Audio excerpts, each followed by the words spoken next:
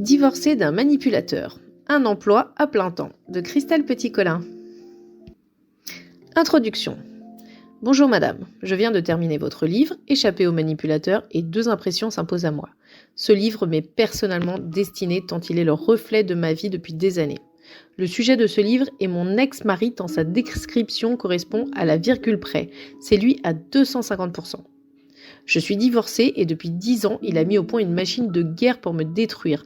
Pour ce faire, il a utilisé tous les stratagèmes possibles, mais je n'ai jamais plié d'un pouce. Alors, il a décidé d'enlever nos enfants, dont les 2 derniers sont mineurs. Au préalable, il les a manipulés depuis notre divorce et s'est assuré de leur loyauté en les faisant participer au pillage financier d'associations d'aide aux victimes qu'il a créées.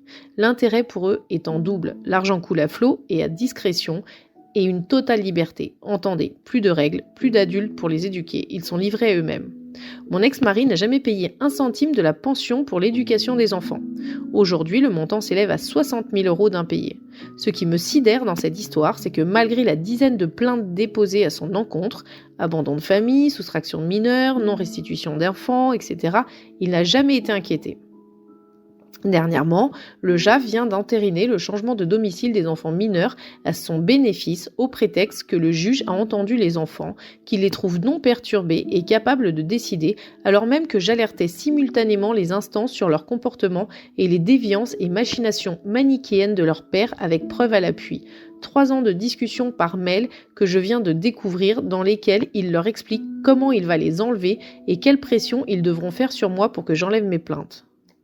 Mes enfants sont tous de brillants élèves. L'aîné a été déscolarisé par son père à 16 ans, en catimini.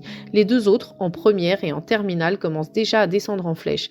Bilan des opérations, le juge ayant statué sur un droit de visite libre pour les enfants, je n'ai plus aucune nouvelle et je ne les ai pas revus depuis plus de 6 mois, alors qu'ils ne m'avaient jamais quitté.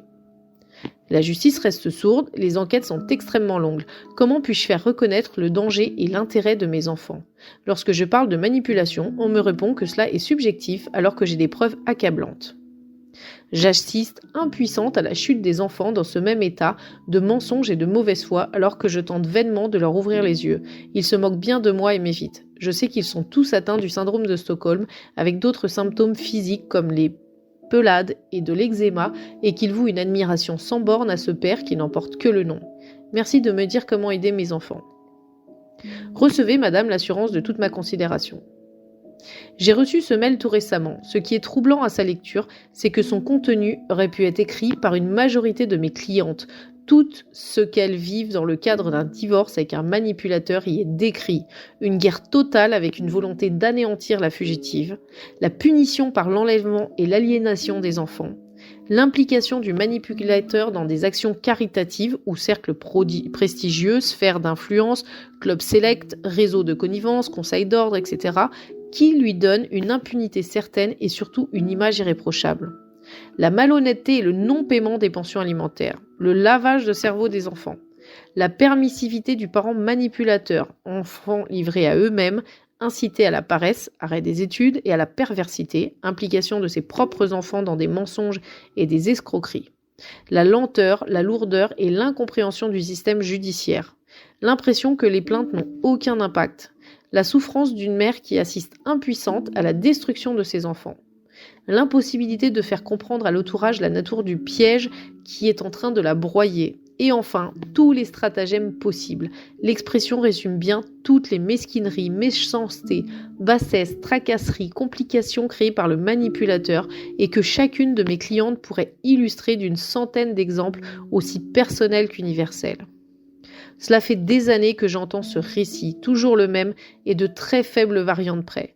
Dans mon bureau, les victimes confient sincèrement tout ce qu'elles vivent dans le huis clos conjugal. Je suis donc quotidiennement le témoin de ce qui se passe loin de tout observateur, dans le dos des juges, des policiers et des intervenants sociaux. Elles me racontent des faits graves, sordides, odieux, dont leurs familles et leurs amis, quand il en reste, ne soupçonnent même pas l'existence. Avec moi, les victimes analysent les situations et finissent par découvrir les choses-trappes de leurs conjoints. Par exemple, elles réalisent que leur manipulateur leur décroche des flèches empoisonnées, juste quelques secondes avant de se retrouver face au juge ou au pédopsychiatre, de façon à les bouleverser et les amener à se discréditer toutes seules. Dans mon bureau, en l'espace d'une consultation, j'entends souvent vibrer 30 fois de suite le téléphone portable d'une de mes clientes qui devient de plus en plus nerveuse. À la fin de la consultation, elle me fait écouter les messages pressants, menaçants et de plus en plus angoissants que son manipulateur a laissés à chaque appel.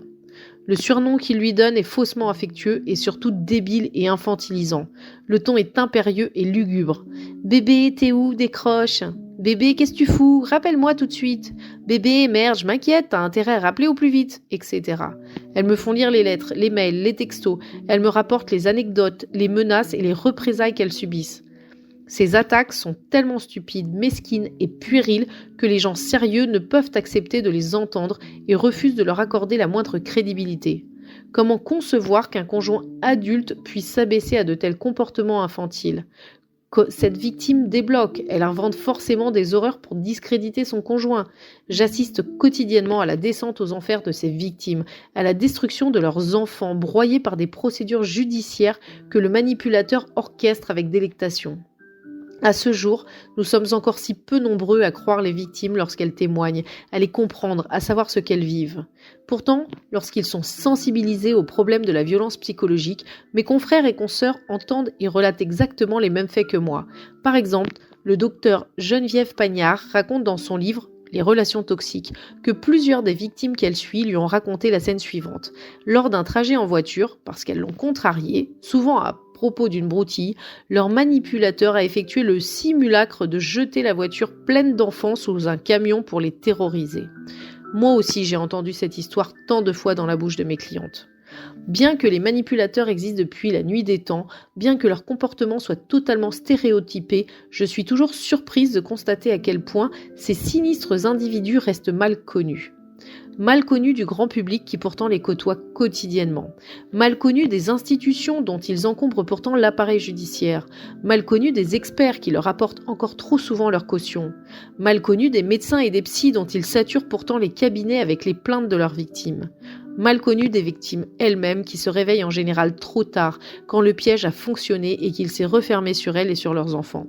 Alors j'ai eu envie de mettre tout ce matériel amassé en 20 ans de pratique à la disposition de qui voudra enfin savoir, comprendre, guérir et si possible enfin prévenir. Ce livre est également la suite de Échapper aux manipulateurs. Il répond à la demande de toutes ces mères qui, après sa lecture, m'ont fait part de leur interrogation pour la suite à donner. Grâce à votre livre, j'ai bien compris qui il était et j'ai pu divorcer. Merci. Ouf, je suis libre et je revis. Enfin presque, parce que la procédure s'éternise. Il fait tout pour empêcher la vente de la maison. Il multiplie les procès et les demandes d'expertise. Et maintenant, en plus, il s'en prend aux enfants. Il les manipule, les monte contre moi et les oblige à demander eux-mêmes la garde alternée. Bref, il continue à me pourrir la vie. Il m'épuise. On est tout le temps en rendez-vous avec des médiateurs, des experts, des enquêteurs sociaux. Je dois faire une collecte d'attestations de toutes parts. Il me ruine en frais d'avocat. Je n'en vois pas le bout. C'est un boulot à plein temps de divorcer. Dites-moi comment je peux faire. J'ai donc choisi de faire ce livre. Un fil d'Ariane pour permettre aux victimes de s'évader du labyrinthe mental et juridique sans se faire détruire par leur minotaure personnel. Puissent-elles toutes lire ces pages avant même d'entamer toute démarche de séparation. Ce qui vous attend est sinistrement stéréotypé. Je suis lasse d'entendre mes clientes me dire « Évidemment, lorsqu'il est trop tard pour rattraper le coup, c'est dingue, il a fait exactement ce que vous aviez prédit. Je n'aurais jamais cru que le père de mes enfants puisse un jour... » Grâce aux témoignages de toutes celles qui sont passées par là avant vous, je voudrais vous prévenir, vous outiller et autant que faire se peut, baliser et déterminer le terrain sur lequel vous allez devoir vous engager. Parce qu'elle l'atteint dans son narcissisme et dans sa toute-puissance pathologique, la séparation attise la haine de votre manipulateur. Son esprit de vengeance, son envie de vous blesser et son besoin de vous punir vont rapidement dériver vers la volonté de vous détruire. Non, sa colère ne se calmera pas. Que vous le vouliez ou non, il vous fera une guerre totale sans merci. Il vous faudra renoncer à l'apaiser et oser enfin l'affronter, ce que vous auriez dû faire dès le début. Puis vous devrez apprendre à deviner et à anticiper toutes les choses trappes qu'il vous tendra, apprendre à vous protéger, à vous défendre et à vous battre. Il vous faudra aussi apprendre à pratiquer l'affirmation tranquille de vous pour pouvoir rasséréner et protéger vos enfants. Un trou de serrure pour permettre aux instances juridiques et sociales d'avoir accès à ce qui passe dans leur dos. Les expertises sont faussées par le double visage du pervers. Lors des enquêtes sociales, les manipulateurs brouillent les cartes. Flatteurs, voire enjôleurs, ils savent lapider leur compagne avec un offensement bienveillant. « Ma femme n'est pas très maternelle, dit-il d'un air contrit. Ce n'est pas de sa faute, elle a eu une enfance difficile, elle ne sait pas y faire avec les enfants. C'est pour ça qu'elle s'énerve tout le temps, surtout quand elle a bu. Alcoolique, non, je ne dirais pas cela, elle a juste un fond dépressif. » Voilà l'épouse habillée pour l'hiver et n'ayant aucun moyen de rétablir la vérité. D'abord parce qu'elle ignore ce qu'il a dit sur son compte, ensuite parce qu'elle est conditionnée à protéger loyalement l'image de son compagnon. Et comme elle présente les signes de dépression qu'il a énoncés, la version du mari semble crédible. Il ne reste plus à l'épouse naïve qu'à proposer un apéritif à son visiteur pour que son alcoolisme soit établi. En justice, les victimes se défendent très mal et se présentent sous leur pire jour. Les tentatives de médiation sont l'apothéose du processus. Sachant que ce qui se dit au cours de cette médiation restera inconnu du juge, donc n'aura pas d'impact judiciaire, le manipulateur prend un plaisir aigu à jouer avec les médiateurs, à les promener et finalement les attacher à sa cause. En parallèle, ces rencontres sont l'occasion de continuer le harcèlement de sa victime. Même avec un bon coaching et du soutien en parallèle, les victimes ressortent laminées et dévastées de ces séances de médiation. Pourtant, certains signes devraient être devenus caractéristiques pour tous les intervenants judiciaires.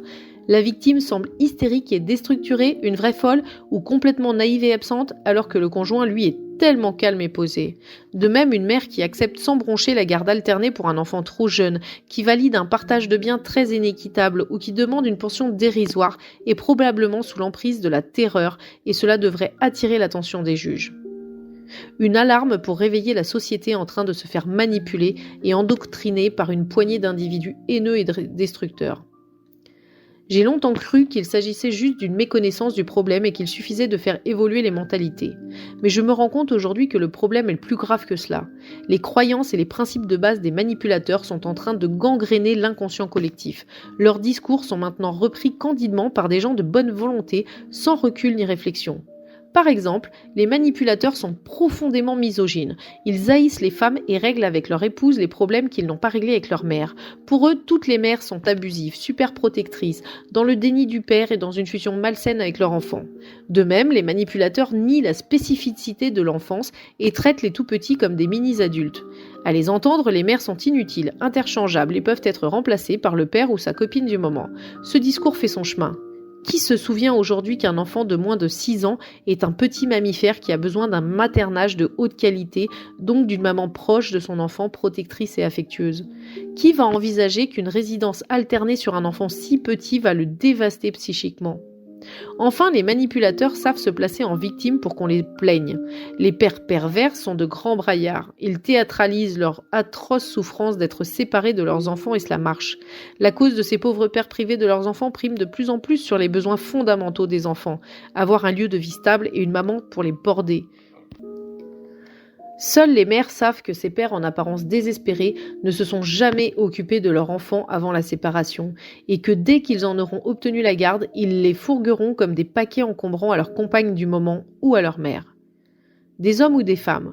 Dans mon précédent livre sur ce thème de la manipulation mentale, j'avais choisi de parler à égalité des cas de manipulation provenant de femmes ou d'hommes. Dans la vie de tous les jours, dans le cadre du travail, du voisinage ou de la famille, les manipulatrices semblent être aussi nombreuses que les manipulateurs. Le chiffre le plus souvent avancé est de 4% de la population, avec une petite dominance des hommes sur les femmes. Mais comment compter avec précision des gens sournois avançant masqués ? Dans Femmes sous emprise, Marie-France Irigoyen confirme que le pourcentage de violences conjugales reste le même dans les couples lesbiens et homosexuels. Il ne s'agirait donc pas d'une domination masculine imposée aux femmes, mais d'une frange de la population, hommes et femmes confondus, qui exerce une toute-puissance pathologique et perverse sur leurs conjoints. Les hommes seraient donc statistiquement aussi nombreux à être aux prises avec une manipulatrice. Mais où sont-ils ? 98% des cas de violences conjugales recensés concernent des femmes.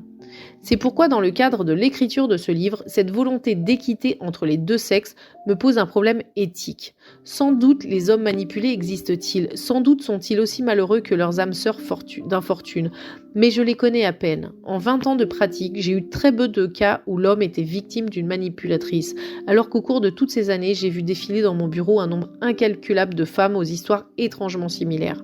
Je chiffrerai aussi à environ 2% le nombre d'hommes qui me consultent pour échapper à une conjointe manipulatrice.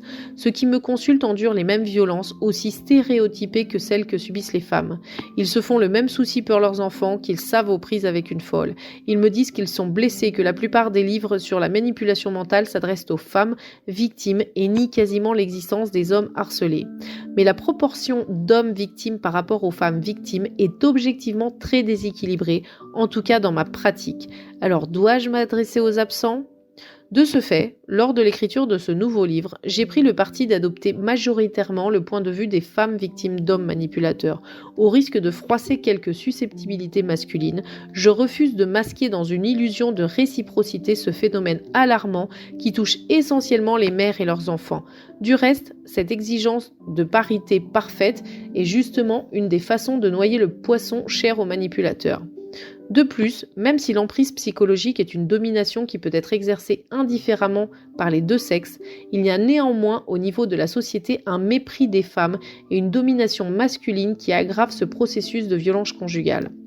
Oui, il existe indéniablement des hommes qui vivent aussi ces violences. Je donnerai quelques exemples relatés par les rares hommes qui m'en ont parlé. Mais statistiquement, ce sont surtout les femmes qui endurent les violences conjugales et qui en meurent.